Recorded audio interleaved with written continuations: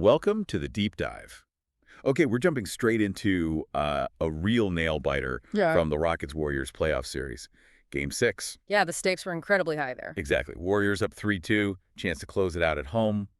But nope, Rockets facing elimination. They go into Golden State and snatch a 115-107 win. Forced that Game 7 back in Houston. Huge win. Huge. So our goal today is really to break down how the Rockets managed that. We're digging into the immediate post-game takes and analysis that were flying around right after. And it's interesting because it wasn't just like one star carrying the whole load. Yeah. It feels more complex. You've got this mix of, well, one player hitting an unbelievable peak, but also the whole team clicking, and then these big strategic calls. Definitely. And the player you mentioned got to be Fred VanVleet. Oh, absolutely. Front and center. This undrafted guy, veteran presence, just playing maybe the best basketball of his playoff career. Game 6 felt like a statement. It really did. He's become such a key storyline. So yeah, we'll unpack his scoring surge, his leadership, what the whole Rockets team did right. And contrast that with where the Warriors maybe stumbled a bit. Yeah, their struggles, the coaching moves, Kerr, Udoka, and then obviously look ahead.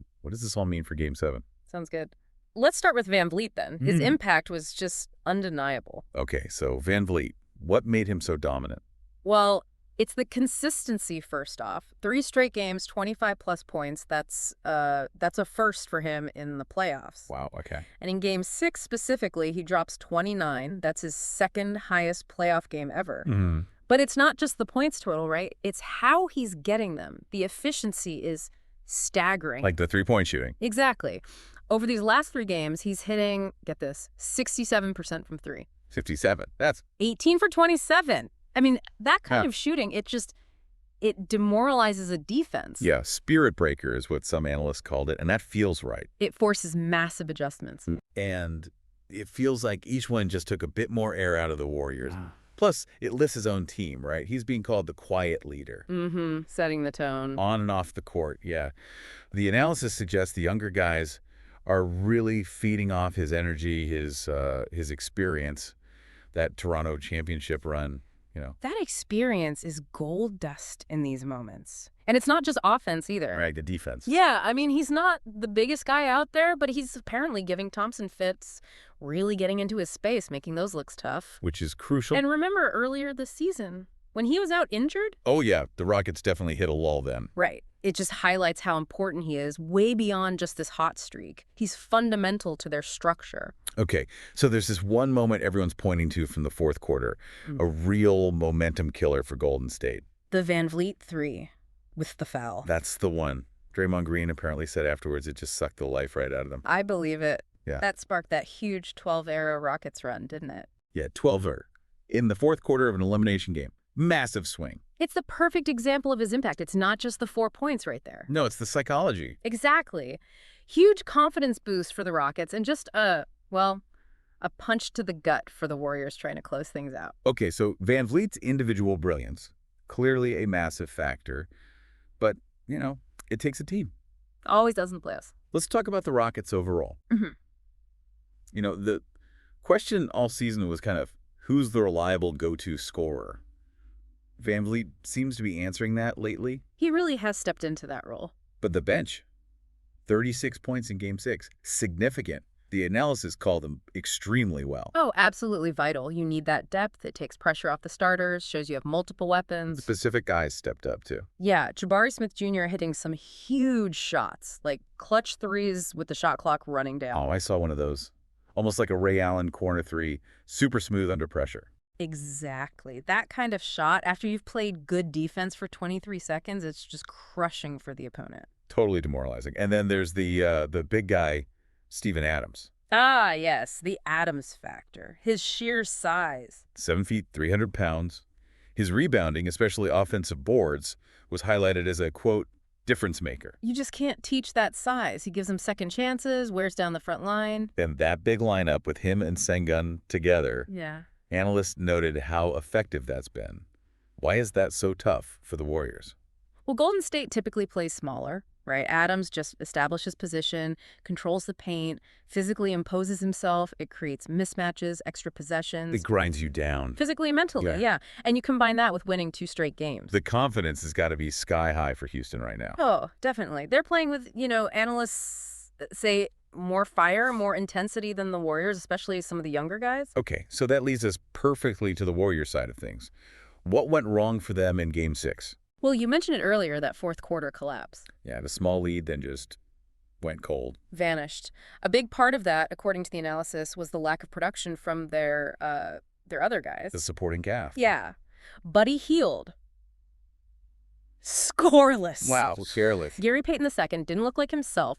Reportedly got cooked a bit on defense. Okay. And Moses Moody, still not getting the minutes some analysts think he deserves, given his potential impact. So outside of Curry and Butler, not much consistent help. It really seemed that way in Game 6. They looked like they ran out of reliable options. Yeah, and Curry himself, 29 points is solid, but on 23 shots, yeah, not his most efficient night. and the threes, 6 for 16. Some of those are called bad shots in the analysis. Yeah, meaning maybe forced looks, shots he didn't need to take, perhaps could have found a better one, even the best struggle sometimes, or face tough defense. And when he's not super efficient and the others aren't hitting.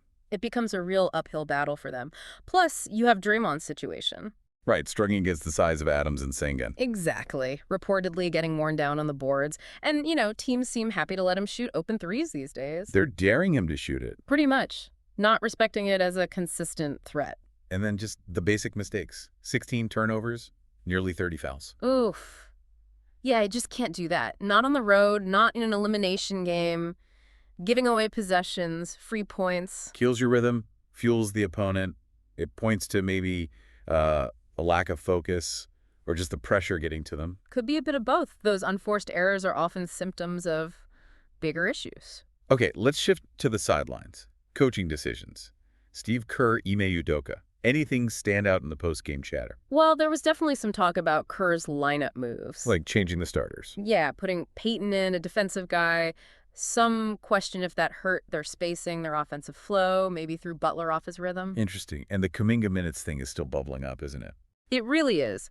He was scoring well before Butler arrived, had some success against Houston, yet not seeing much floor time. Kerr even mentioned considering him more for Game 7, right? He did, which suggests it's on his mind too. Maybe an admission it was something they could have used. It does feel like from the analysis maybe Kerr was second-guessing a bit. Or tinkering too much in a high-stakes game. It's possible. Sometimes changing things up sends a message, maybe unintentionally, of uncertainty. Which the Rockets probably picked up on. Could be. On the flip side, Udoka's move in the fourth is getting a lot of praise. The zone defense. Yeah. And trapping Curry. Exactly. Bold move. Basically saying, okay, Steph, give it up. Someone else beat us. That takes guts against Curry. And trust in your other defenders. Huge trust. It's a calculated risk, right? Betting that the other Warriors won't hit enough open shots consistently. And in Game 6, that bet paid off big time. It really did. Disrupted their flow, forced turnovers, led to some of those tough shots we talked about, showed Udoka's willingness to adapt. Okay, so all this brings us to Game 7. Back in Houston, winner takes all. What's the outlook? What do the Warriors need to do? Well, the consensus seems to be Curry and Butler have to be great and efficient. Can't have Curry taking 23 shots for 29 points again. No. And they have to cut down the turnovers, limit the fouls. That's non-negotiable. And if Houston goes zone again. The supporting cast must step up. Hield, Peyton, whoever they got to hit the open looks Curry creates when he's trapped. Can't have guys disappearing. Makes sense. And for the Rockets, riding high, 2 straight wins, back home. What's their key? Keep doing what they're doing, basically. Maintain that energy, that intensity, that fire. Especially the young guys. Yep. Van Vliet needs to keep leading. Adams needs to control the paint. And if the bench gives them anything close to what they got in Game 6... they've got to feel good about their chances at home. You'd think so. Home court in Game 7 is huge. Yeah. The crowd, the energy, it's a real advantage. Yeah, there's definitely a feeling in some of the analysis we looked at that maybe the Warriors are in real trouble here. The momentum feels like it's firmly with Houston. And that Kuminga question still hangs out there for Golden State. Could he be the X factor Kerr turns to? It's a huge question mark. His athleticism, his size. Maybe he could give them a different look, counter some of Houston's energy. We'll see if Kerr pulls that lever. All right, so let's wrap this deep dive on Game 6. Takeaways are pretty clear. Van Vliet, just stellar leadership in play. Phenomenal. Rockets' depth really showed up. Bench was huge. Yep. And on the other side, Warriors' offense, especially the secondary scorers, went missing. Add in turnovers, fouls, maybe some questionable coaching calls. And you get the perfect storm for that Rockets road win. Setting up this massive Game 7 showdown in Houston. Exactly. Momentum shift is undeniable. Rockets showed they can win under pressure. Warriors now have their backs against the wall in a hostile place. Okay, so final thought for everyone listening, something to chew on. In a Game 7, this ultimate pressure cooker, what matters more? Is it the recent momentum, the confidence the Rockets have built? Or is it the Warriors' championship DNA, their experience in these massive games? Right. Can that pedigree overcome the Rockets' swagger and the tactical wins we saw in Game 6? And maybe think about this. If you were coaching either team, what's the one adjustment you'd make heading into this final game? Yeah. Lots to think about there. Should be fascinating to see how it plays out. Absolutely. Yeah. That's definitely something we'll be pondering until our next deep dive.